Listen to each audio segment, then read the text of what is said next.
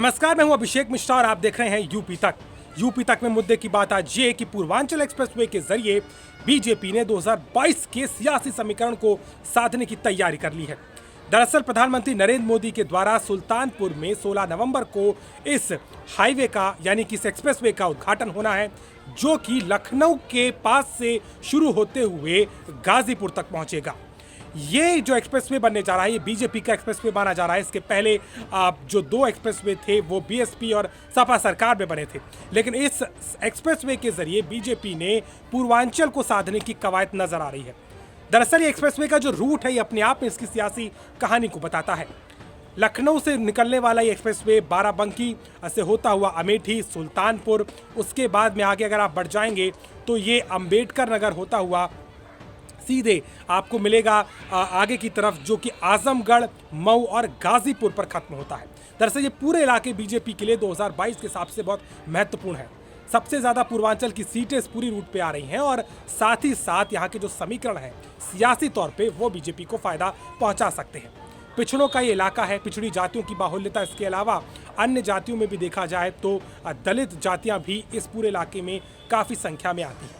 प्रधानमंत्री मोदी के कामों को लेकर के और प्रदेश सरकार की योजनाओं को लेकर के बीजेपी लगातार मुखर है और यही कारण है कि अब पूर्वांचल में सौगातों पे सौगात दी जा रही है और ये एक्सप्रेसवे जो लखनऊ को गाजीपुर तक जोड़ेगा, इसका एक बहुत बड़ा उदाहरण के तौर पर देखा जा रहा है।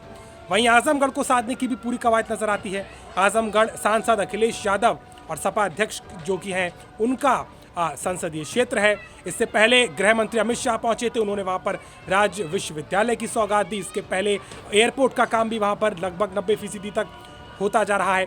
इसके साथ ही साथ मेडिकल कॉलेज की पहले की शुरुआत और अब पूर्वांचल एक्सप्रेसवे के जरिए आजमगढ़ को भी कहीं ना कहीं बीजेपी अपने खाते में करना चाहती है।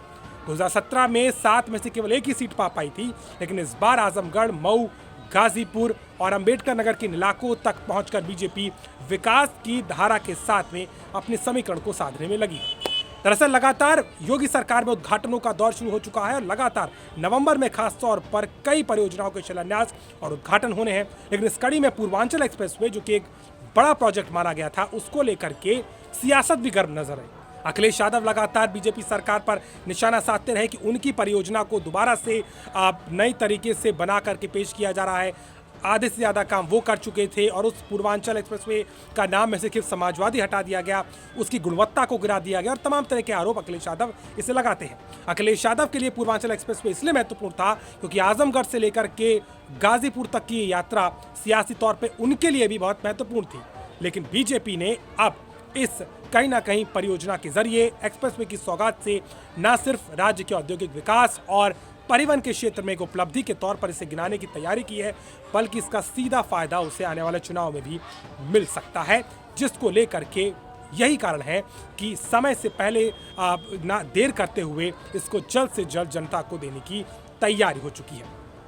अब इसका सियासी फायदा बीजेपी को कितना होगा ये तो वक्त ही बताएगा, लेकिन साफ नजर आता है कि पूर्वांचल की सियासत इस वक्त यूपी में हावी है और तमाम विपक्षी दलों के साथ साथ बीजेपी भी इस कवायद में विकास के एजेंडे और अपने समीकरणों को साधते हुए कहीं ना कहीं पूर्वांचल एक्सप्रेसवे भी जनता के लिए खोलने जा रही है। तो मुद्दे की बात में आज के लिए बस इतना ही। देश और दुनिया की ताजा तरीन खबरों के लिए आप देखते रहिए यूपी तक और विधानसभा चुनाव से जुड़ी हर एक विशेष कवरेज को आप देख सकते हैं हमारी खास पेशकश यूपी किसका में। आज के लिए मुझे दीजिए इजाजत, नमस्कार।